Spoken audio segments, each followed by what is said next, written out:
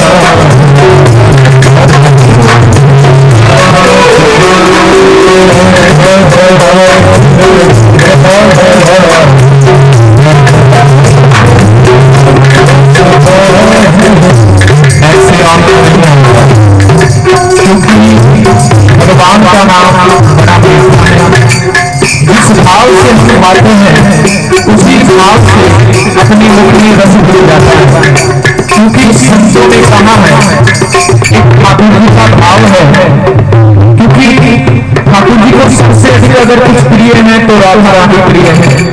और संतों ने कहा है कि अगर राधे राधे नहीं गाते तो शाम मिलते नहीं।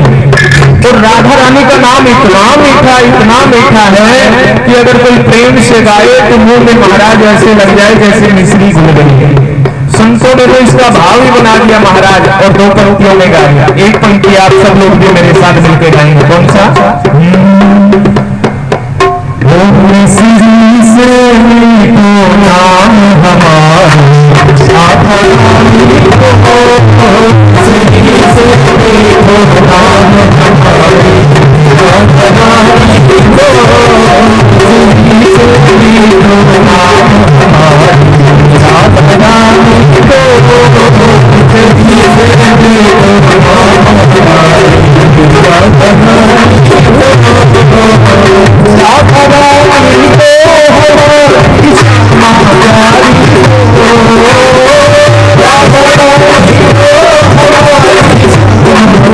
रानी को राधा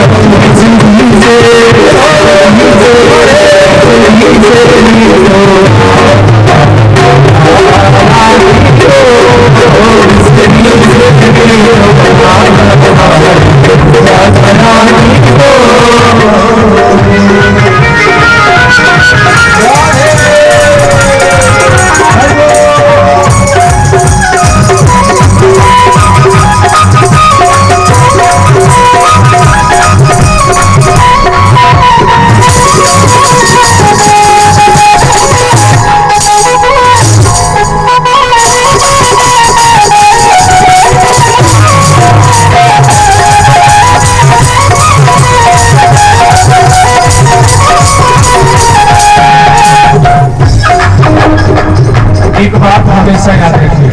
जितना दिल से भगवान का नाम गाया जाएगा उतना ही अधिक आनंद आएगा। तो अंतिम लाइन है, एक बार सब लोग मेरे साथ मिलकर के गाएंगे।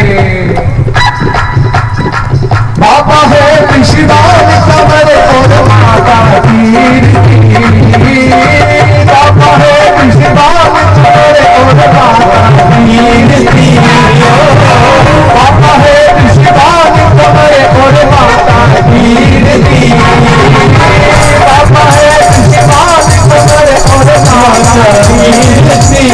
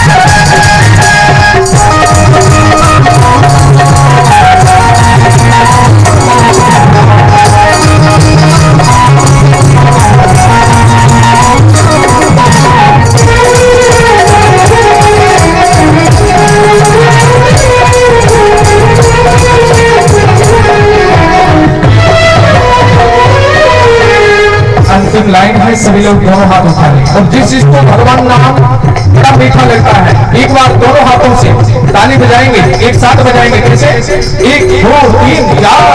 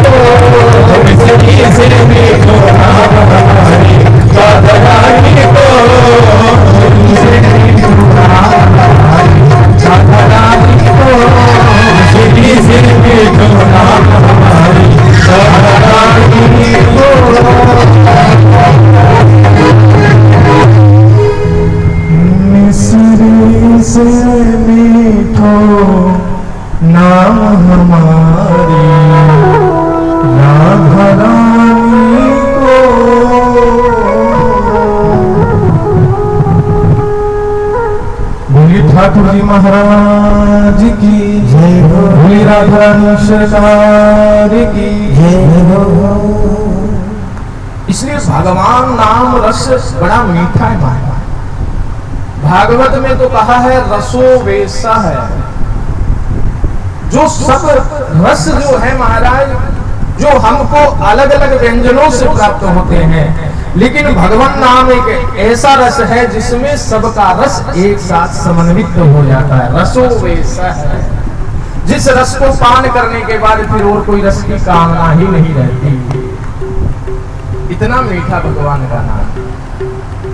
अनंत कोटि ब्रह्मांड नायक सर्वेश्वर सर्वाधिपति भगवान श्री दीन वत्सल दीनानाथ भोलेनाथ, भक्तवंदन भक्त कृपा सिंधु भगवान शाम सदा शिव कैलाशी काशीपुरवासी भगवान महाकाल उज्जैन महाकालेश्वर के पावन अधिपति भगवान महादेव, ऐसे भगवान महाकाल जो सृष्टि का लय प्रलय करते हैं और अपने भक्त के लिए भोले और भाला है, ऐसे भगवान के पावन परमित स्वरूप शिव महापुराण जो साक्षात भगवान शिव का ही विग्रह है, ऐसे शिव पुराण का श्रवण दर्शन पठन करने मात्र से जीव के समूचित पाप संताप नष्ट हो जाए, ऐसे भगवान महादेव की पावन कथा को हम सब लोग बारंबार प्रणाम करते हैं। एक बात सदैव आप हमेशा याद रखिए, भगवान शिव को भोला और भाला कहते हैं। भोले का मतलब है कि भगवान शिव इतने भोले हैं कि जो उनकी शरण में आए और आकर के कोई भक्त कुछ मांगे तो भगवान सर्वस्व लुटा देते हैं, इसलिए भोले हैं। और भाला का मतलब है कि भगवान शिव को जब क्रोध आ जाए, भगवान को जब क्रोध आ जाए तो भगवान सृष्टि को भी लय कर देते हैं, इसलिए भगवान शिव का नाम भोला और भाला है। भोला भाला कहते हैं, भगवान बड़ा भोला भाला है। अच्छा, और किसी को नहीं कहते, भगवान शिव को कहते कि बड़ा भोला भाला है। क्यों? क्योंकि भक्तों के लिए भगवान भोले हैं, जो भी उनकी शरण में जाए भगवान निराश नहीं करते। इसलिए ऐसे भोलेनाथ जिनका पावन नाम सुमरण करने मात्र से जीव के समुचित पाप संताप नष्ट हो जाए, ऐसे महादेव के चरणों का ध्यान करते हुए हम सब लोग भगवान शिव की पावन कथा का शुभारंभ करें। संतों ने कहा है, भाग्य उदेन बहुजन्म समर्जिते न सत्संगमं च लभते पुरुषो यदा वै। कहने का भाव है कि व्यक्ति के जीवन में अगर कुछ सत्कर्म करने का अवसर मिले, भगवान शिव की कथा सुनने का अगर अवसर भी प्राप्त हो, तो संतों ने कहा ये एक जन्म के भाग्य का फल नहीं हो सकता। भाग्य उदेन बहुजन्म समर्जितेन है, ये कोई जन्म जन्मांतर का पुण्य पूंजीभूत हुआ है, ये कोई कल्प कल्पांतर का पुण्य पूंजीभूत हुआ है, जो आज हम सब लोग यहाँ बैठ करके भगवान शिव के सन्मुख बैठ करके भगवान शिव की कथा सुनने के लिए एकाग्र हुए। एक बात सदैव याद रखिए, जब घर से चलो ना तो मन में ऐसा विश्वास करके चला करो कि हम काशीपुर जा रहे हैं, क्योंकि जहां भगवान श्याम सदाशिव हमेशा रहते हैं, भगवान शिव की जहां कथा होती है वो स्थान ही काशी बन जाता है, तीर्थ बन जाता है, गंगा बन जाती है। और भगवान शिव जहां आकर के विराजमान हो जाए वहां मंगल ही मंगल होता है। 2 दिन बड़ी गर्मी रखी भोलेनाथ ने, और फिर भोलेनाथ गंगा मैया को आदेश दिया कि जाओ, गुड़िया वालों को बड़ी आवश्यकता है जल की। गंगा मैया ने प्रसन्न होकर के महाराज, अच्छा देखिए भोलेनाथ कथा के बीच में विघ्न नहीं करते हैं, कथा विश्राम हो जाती है, सायंकालीन का समय हो जाता है तो भोले को पता है कि अभी थोड़े फ्री हैं, सुबह पंडाल को सुखाना भी है। दुख साहब बेचारे दिन में रात लगे रहते, कभी झाड़ू मारने, कभी मेट को सुखाने, कभी पर्दों को सुखाने। ये भी तो गौ के भक्त हैं, तो भगवान इनको भी देखते हैं, सबकी व्यवस्था भी बना करके रखना है, इसलिए भोलेनाथ सबके ऊपर कृपा एक समान करते हैं। क्योंकि भगवान जो है ना वो कैलाश में बैठे ऊंचे पर्वत पर, लेकिन सबको एक दृष्टि से देखते हैं, किसी के प्रति कोई भेदभाव नहीं है। अच्छा बहुत से लोग ऐसे होते हैं जो भगवान शिव को बुरा भला कहते हैं। एक बार एक नगरी में एक चोर घुस गया। अच्छा किसी नगरी में अगर कोई चोर आता है तो वो क्या करता है, पहले निरीक्षण करता है। दिन में नगरी में भ्रमण करके जाएगा, कोई भेष चुराने वाला है, कोई धन चुराने वाला है, तो भेष चुराने वाला नगरी में भ्रमण करके आएगा, देखेगा किसकी भैंस कहाँ बंधी है, रात्रि में कौन कहाँ जाता है, कितना समय बचता है, उतने समय में अपने को हाथ की सफाई दिखानी है।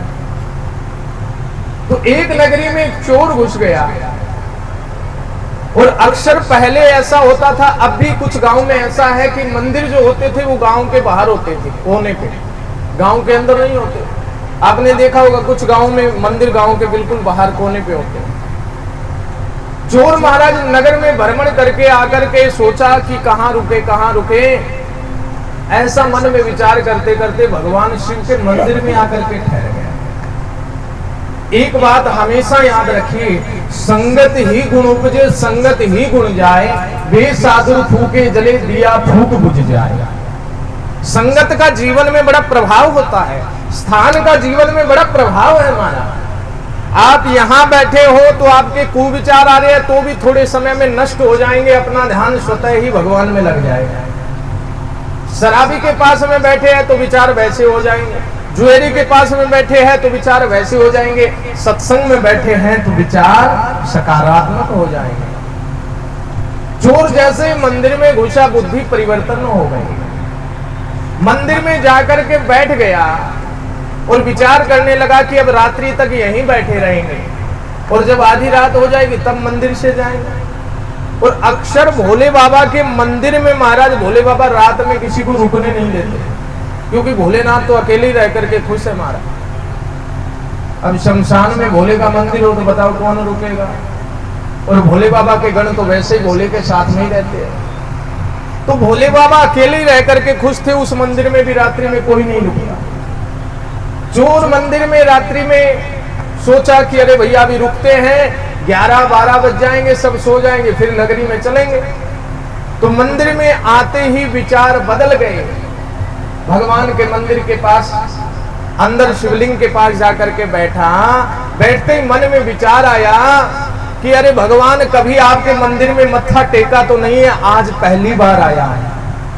इसलिए लोग कहते हैं कि भोले शंकर बड़े भोले वाले हैं, उनकी शरण में जो भी जाता है निराश नहीं लौटता। आज मैं भी आपकी शरण में आया हूं, गांव से खाली नहीं जाना चाहिए। मैं चोरी करने आया हूं, खूब धन लेकर के जाना चाहिए।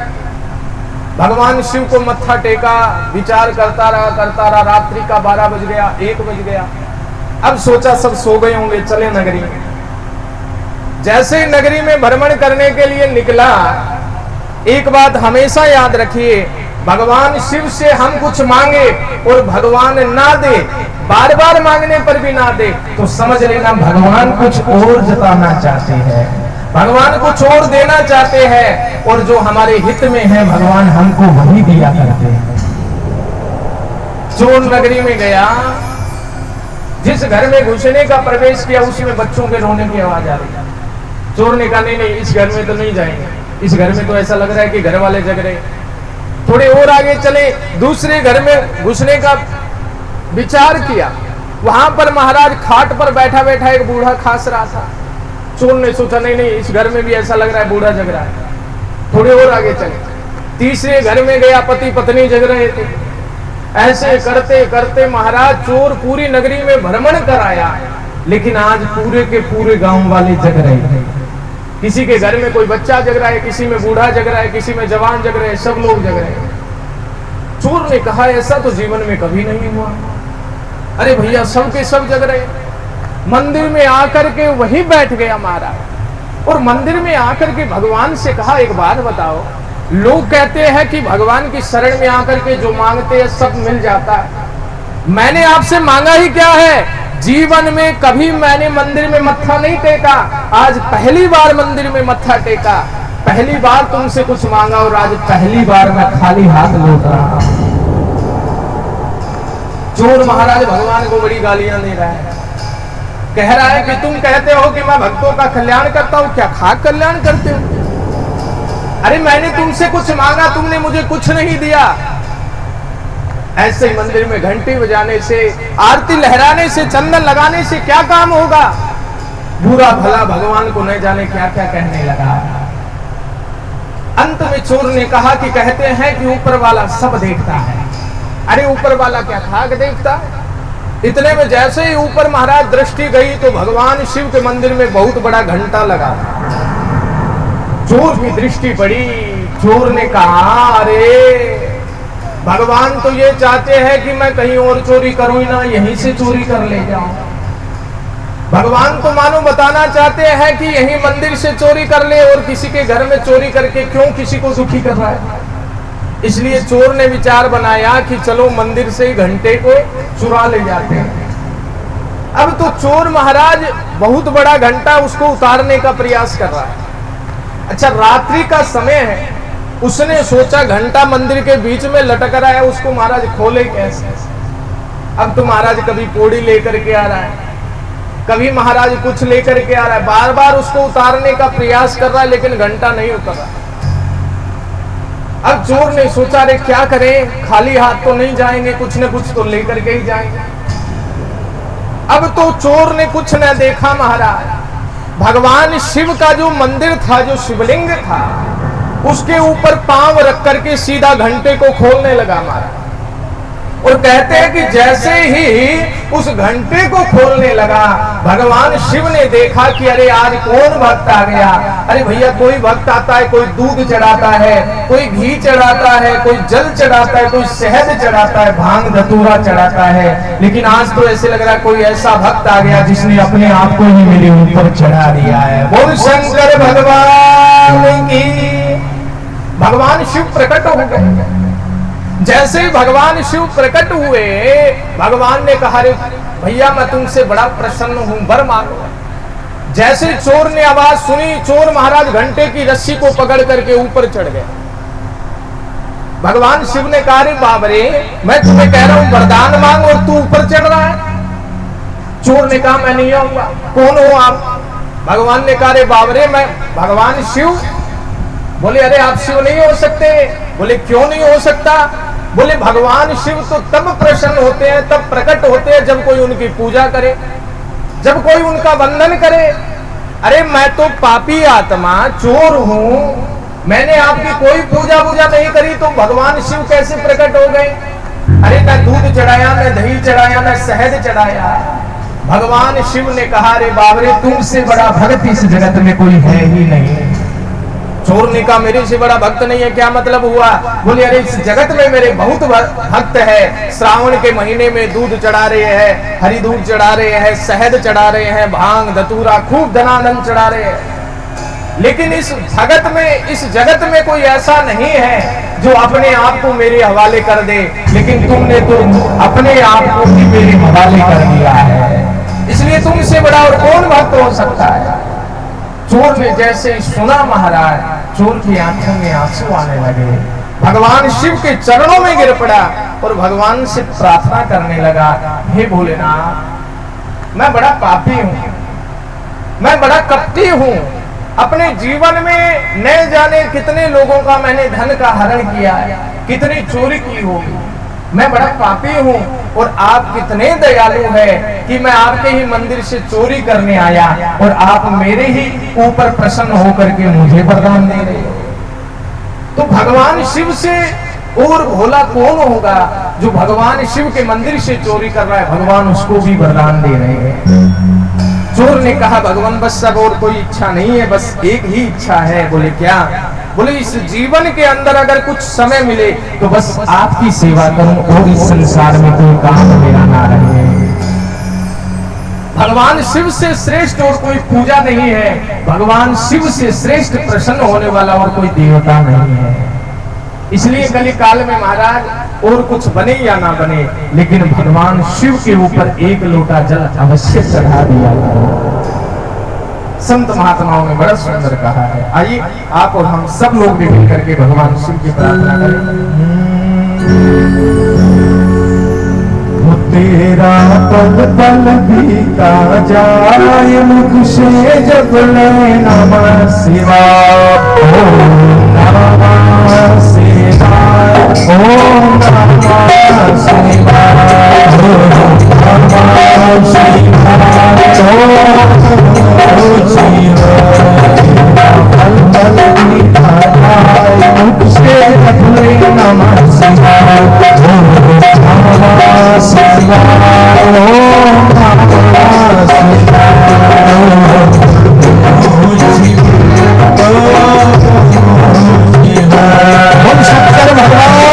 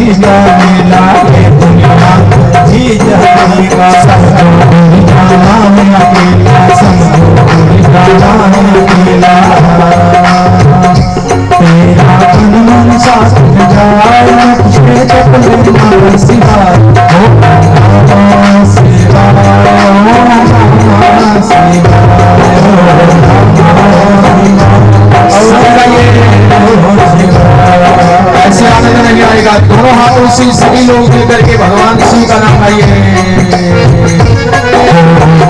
नमः शिवाय, नमः शिवाय, नमः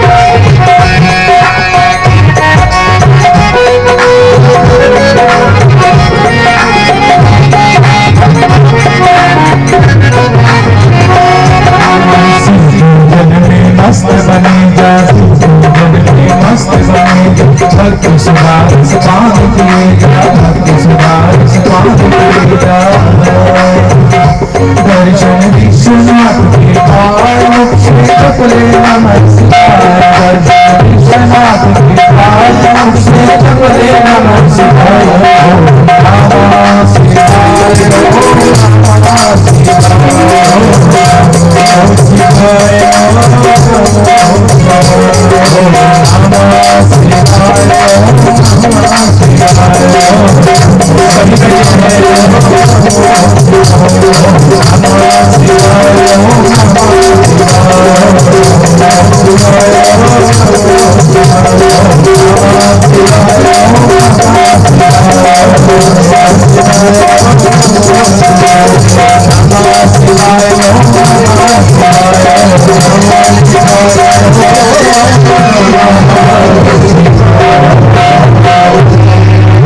बोल शंकर भगवान।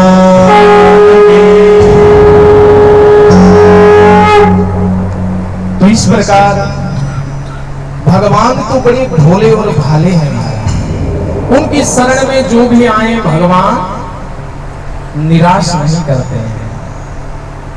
कल बड़ा ही सुंदर हम सब लोगों ने विद्वेश्वर संहिता का श्रवण किया। किस प्रकार भगवान शिव प्रकट भये और भगवान ब्रह्मा और विष्णु ने किस प्रकार भगवान शिव का पूजन किया और किस प्रकार भगवान ने पूजन किया, वो रात्रि शिवरात्रि बनी। ये कथा हम लोगों ने विस्तार से सुनी। भगवान शिव और ब्रह्मा जी ने जब भगवान का पूजन किया तो भगवान शिव बड़े प्रसन्न हुए। हमारा भगवान जब प्रसन्न हुए हैं तो ब्रह्मा जी को और भगवान विष्णु को अपनी पूजा की महिमा बताई है। इस संसार में सब चीज की अलग अलग औषधि है। बुखार है तो बुखार के लिए अलग औषधि है, जुकाम है तो उसकी अलग औषधि है, किसी के महाराज बीपी है तो उसकी अलग औषधि है, शुगर की अलग औषधि है, हर बीमारियों की अलग अलग औषधि है। लेकिन महापुरुषों ने कहा है शिव महापुराण भगवान की एक ऐसी औषधि है, व्यक्ति के जीवन में कैसी ही बीमारी हो भगवान शिव नाम की जो औषधि ले लेता है उसके शरीर की सारी बीमारी ठीक हो जाती है। बोल शंकर भगवान की जय। भगवान शिव की बड़ी सुंदर महाराज महिमा का वर्णन किया गया है। उसके बाद में भगवान शिव ने अपनी पूजा की महिमा बताई कि किस प्रकार भगवान शिव की पूजा करने से क्या प्राप्त होता है। पार्थेश्वर महादेव यानी मिट्टी के शिवलिंग बनाकर के पूजा करने का बड़ा विधान बताया है।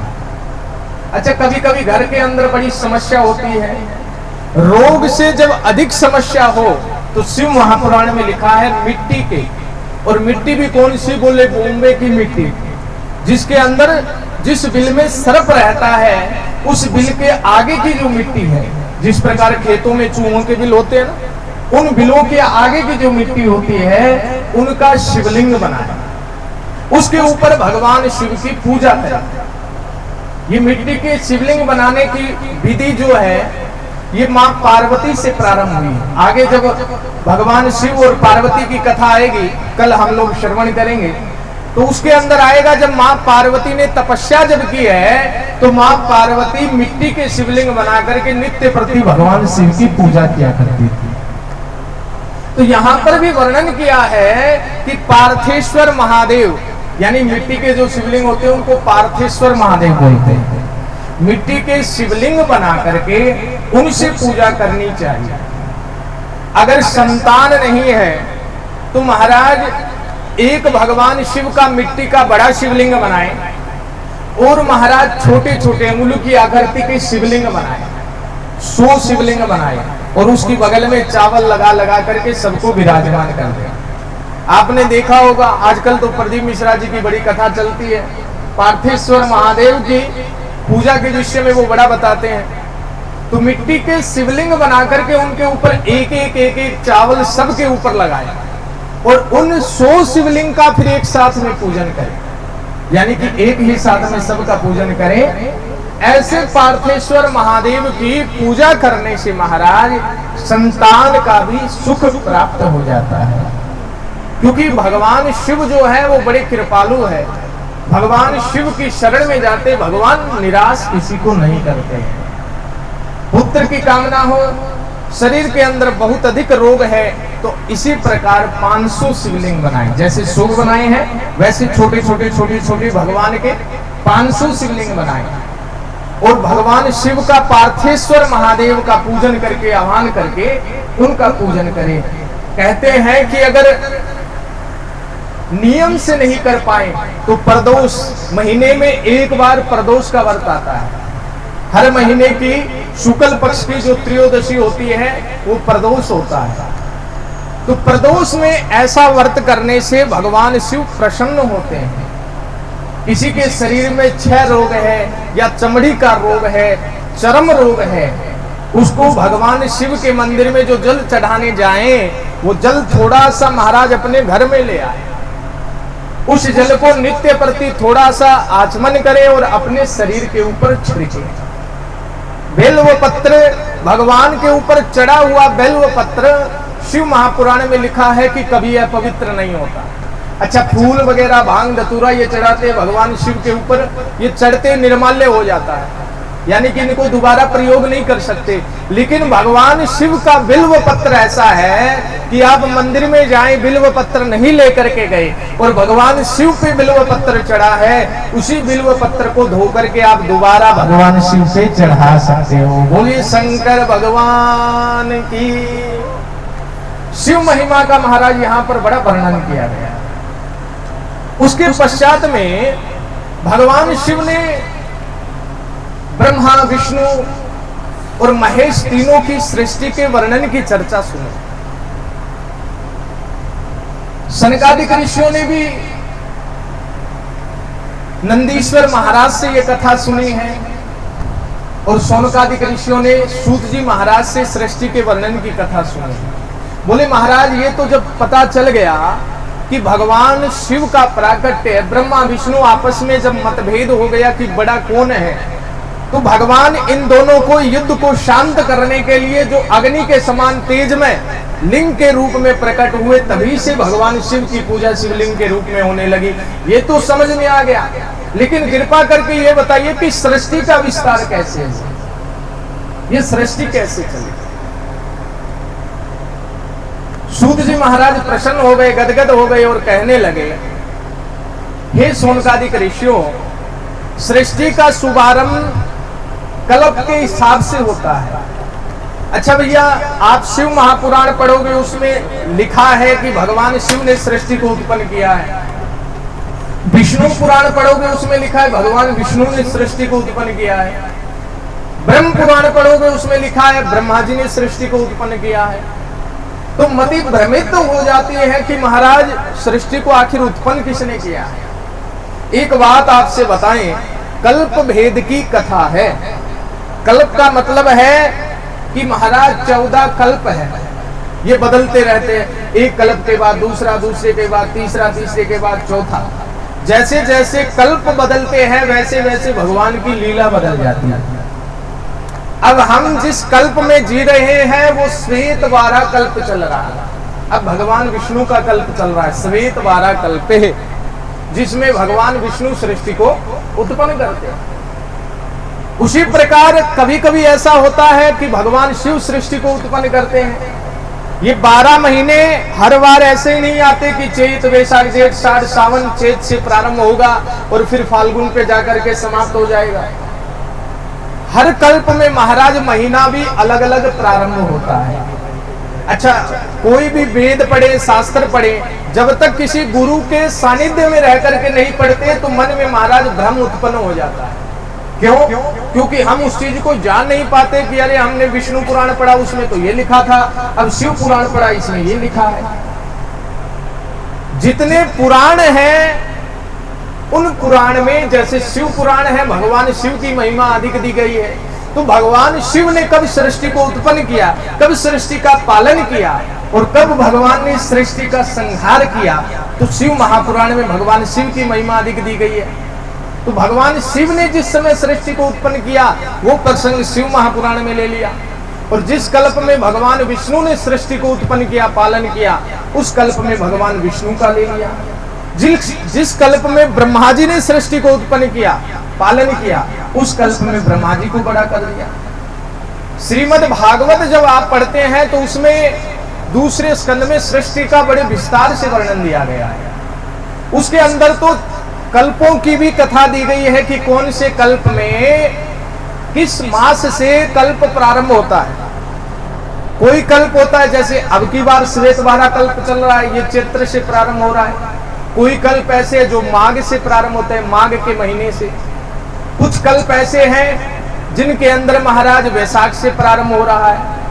कोई बार ऐसे होते हैं जो महाराज रविवार नहीं, सूर्यवार नहीं, कुछ बार ऐसे है जो शुक्रवार से प्रारंभ हो रहे हैं, कुछ ऐसे हैं जो गुरुवार से प्रारंभ हो रहे हैं। तो ये तिथि है, नक्षत्र है, बार है, मुहूर्त है, ये सब अलग अलग कल्पों के हिसाब से अलग अलग प्रकार से महाराज चलते रहते हैं। क्योंकि जब हम लोग जिस विषय को पढ़ते हैं, हम लोग बस वहीं तक सीमित रह जाते हैं, उससे आगे जानने का प्रयास नहीं करते। लेकिन आजकल तो शास्त्र पढ़ने का किसके पास समय है? किसके पास में शिव महापुराण, भागवत, महाभारत पढ़ने का समय है? आजकल तो बस गूगल गुरुजी से पूछ लेते हैं कौन सी पुराण में कितने अध्याय हैं, किस अध्याय में क्या प्रसंग दिया है, बस जो गूगल ने कह दिया वो सब मान लिया। लेकिन वास्तव में ये सत्य नहीं है, क्योंकि जो इंटरनेट बता रहा है, कुछ चीजें ऐसी है जो स्वयं इंटरनेट को भी पता नहीं है। वास्तविक क्या है वो महाराज किसी सदगुरु के सानिध्य में रह करके ही हम समझ सकते हैं और जान सकते हैं। जिसने वेद पुराण शास्त्रों को पढ़ा है, वास्तव में सही विवेचन विमोचन उनका वही कर सकते हैं। क्योंकि इंटरनेट पे तो आज आपने डाला, कल किसी और ने डाला, परसों किसी और ने डाला। तो इंटरनेट का मतलब तो होता है जाल। जाल के अंदर जो फंस गया वही आपको ला करके दिखा दिया, भाई मेरे पास तो ये है, हमने ये दिखा दिया। लेकिन आपके वास्तव में मन में संशय है तो भगवान के पुराण को पढ़िए। श्रावण है, श्रावण में शिव महापुराण पढ़िए, भादवे का महीना आएगा उसमें विष्णु पुराण पढ़िए, आशोज का महीना आएगा उसमें गणेश पुराण पढ़िए, अग्नि पुराण पढ़िए, वराह पुराण पढ़िए, ब्रह्म पुराण पढ़िए, वैतक पुराण पढ़िए। इस प्रकार महाराज जब हम जिस चीज का अध्ययन करते हैं तब उसका ज्ञान हो जाता है। अच्छा, एक बात और मैं निवेदन करना चाहूंगा, इस संसार में अगर अपना सबसे घनिष्ठ मित्र है तो वो केवल शास्त्र है। व्यक्ति दुखी होता है, संसार की कोई कामना उसकी होती है और वो प्राप्त करना चाहता है, बार बार असफल हो जाता है, सफल नहीं हो पाता, तो सच्चा मित्र ही उसको मार्ग दिखाता है। तो शास्त्रों का अध्ययन करना चाहिए। शास्त्रों से अच्छा अपना कोई मित्र इस जगत में नहीं हो सकता है। इसलिए भगवान से विमोहित नहीं होना चाहिए। अरे भैया हमको वेद शास्त्र पढ़ने का समय नहीं है, लेकिन कम से कम जब वेदों की पुराणों की कथा हो नगरी में, तब कम से कम सुनना तो चाहिए। 7 दिन में न जाने कौन सा शब्द ऐसा अपने कानों में पड़ जाए जो महाराज हम कई वर्षों से सोच रहे उसका समाधान नहीं हुआ, और कथा के माध्यम से, उस शब्द के माध्यम से महाराज आपका भी समाधान हो जाए और भगवान शिव की कृपा हो जाए। इसलिए पुराणों की कथा सुननी चाहिए, अगर पाठ न कर पाए तो सुनना जरूर चाहिए। तो यहाँ पर महाराज सृष्टि का वर्णन बता रहे हैं कि सृष्टि कैसे उत्पन्न हुई। आदि शक्ति जो जग उपजाया, देवी भागवत आप पढ़ोगे तो उसमें वर्णन है कि देवी माँ ही सृष्टि को उत्पन्न करती है।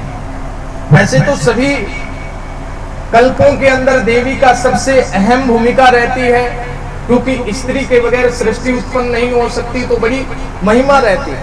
अच्छा, इसमें भी एक संशय महाराज, क्या आप कथा सुनोगे तो आपने देखा होगा कि तपस्या के द्वारा संतान प्रकट कर ली, किसी के आपने अंक गणित पढ़ा या हनुमान बाहु को पढ़ा तो उसमें लिखा है कि हनुमान जी के आंसू से, हनुमान जी के पसीने से महाराज मत्स्य गंगा गर्भवती हो गई, पुत्र प्राप्त हो गया। तो ये सब कैसे हुआ, क्या हुआ, इसके पीछे भी बड़ा भेद है। सृष्टि में क्या भेद है कि सबसे पहले मैथुन सृष्टि नहीं थी, पति पत्नी की सृष्टि नहीं थी। अब आगे प्रसंग आ रहा है वो विस्तार से हम लोग श्रवण करेंगे, वहीं पे मैं आपको श्रवण कराऊंगा। तो यहाँ पर सनकादिक ऋषि पूछ रहे हैं महाराज की सृष्टि सबसे पहले कैसे उत्पन्न हुई।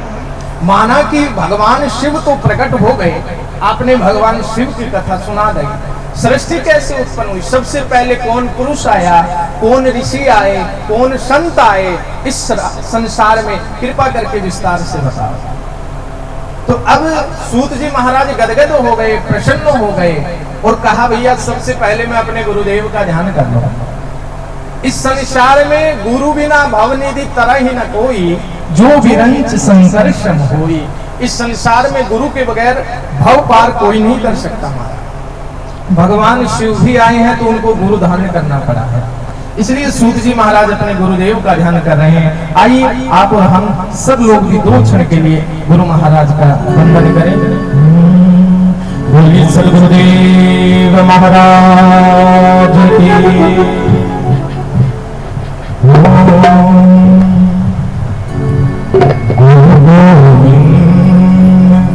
बोली गोविंद भगवान की।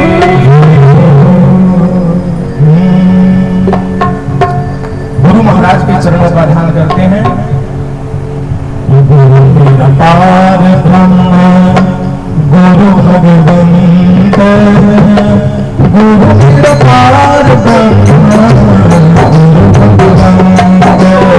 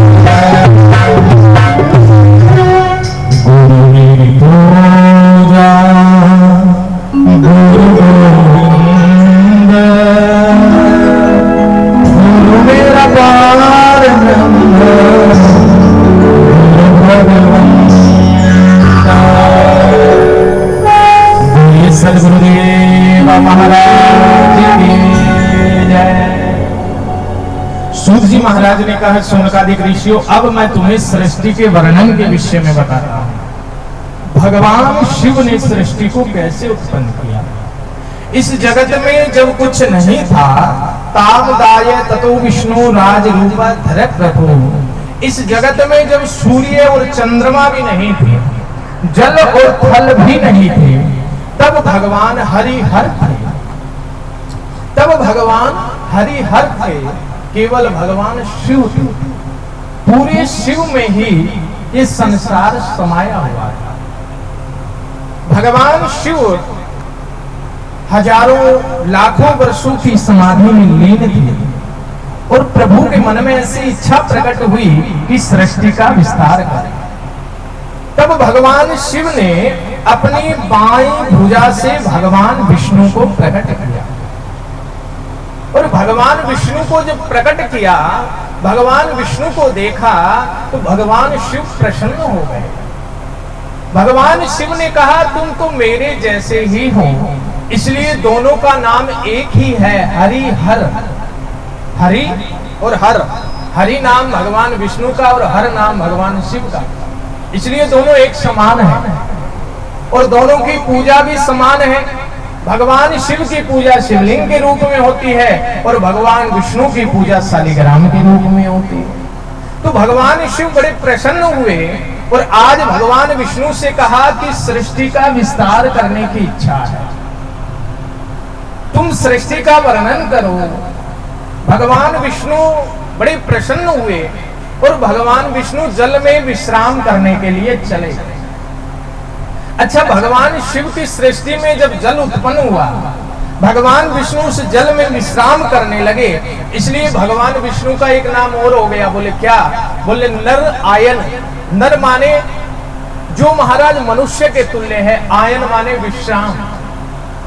जो नर जल के अंदर विश्राम करे, यानी नर प्लस आयन नारायण। तब भगवान का एक नाम हरि का एक और हो गया। बोले क्या? बोले नारायण। भगवान विष्णु को नारायण इसलिए कहते हैं कि भगवान जल में निवास करते हैं। तो भगवान जल के अंदर शेषनाग की सैया पर महाराज विश्राम कर रहे हैं। भगवान विश्राम करते करते भगवान की नाभि से एक कमल उत्पन्न हुआ है महाराज, और ये कमल महाराज अद्वितीय कमल है। ऐसा कमल भूतो न भविष्यति। आपका कभी उत्तराखंड में जाने का अवसर प्राप्त हो, हरिद्वार के ऊपर नीलकंठ है, नीलकंठ के ऊपर महाराज भगवान का दिव्य स्थान है बद्रीनाथ, जहां भगवान आज भी नित्य निवास करते हैं। कभी भगवान कृपा करे तो हरिद्वार से 350 किलोमीटर और ऊपर पहाड़ों में बद्रीनाथ धाम है। बद्रीनाथ में कभी आपको जाने का अवसर मिले तो वहां देखेंगे कि मन को बड़ा सुकून मिलता है। भगवान नारायण का वहां पर एक बड़ा सुंदर महाराज स्थान बना हुआ है, जिसको ब्रह्म सरोवर कहते हैं बद्रीनाथ में। उस ब्रह्म सरोवर में आज भी ऐसे पुष्प लगते हैं जो महाराज पूरी सृष्टि में कहीं नहीं लगते हैं। आप इंटरनेट पे सर्च मार करके देखना, क्योंकि पुराणों को तो पढ़ेंगे नहीं, गूगल पे सर्च मारना। ब्रह्म सरोवर में भगवान का कमल पुष्प इतना अद्वितीय होता है महाराज। और भगवान विष्णु की नाभि से जो कमल प्रकट हुआ वो लाल वर्ण का नहीं था, वो पीले वर्ण का था। अच्छा, पीला पुष्प इतना अद्वितीय पुष्प था कि उस पुष्प के अणु से महाराज ब्रह्मा जी का प्राकट्य हो गया। अब ब्रह्मा जी जब प्रकट हुए, उस कमल के ऊपर बैठा पाया, ब्रह्मा जी ने सोचा कि मुझे पैदा किसने किया, मुझे पैदा किसने किया है। अरे भैया, कोई दिखाई तो देता नहीं, केवल चारों तरफ जल ही जल दिखाई दे रहा है। अब ब्रह्मा जी जब बैठे रहे तो ब्रह्मा जी को महाराज तो शब्द सुनाई दिए, तप तप। ब्रह्मा जी ने सोचा कि कोई ऐसा अद्वितीय शक्ति है जो मुझे कह रही है तप करो तप करो। तो ब्रह्मा जी तपस्या में बैठ गए, और जैसे ही भगवान की तपस्या करने लगे, यहां ब्रह्मा जी ने किसकी तपस्या की होगी जब सृष्टि में कुछ है ही नहीं। अब हम आपको कह रहे शिव महापुराण की कथा सुना रहे हैं, भगवान शिव का चित्त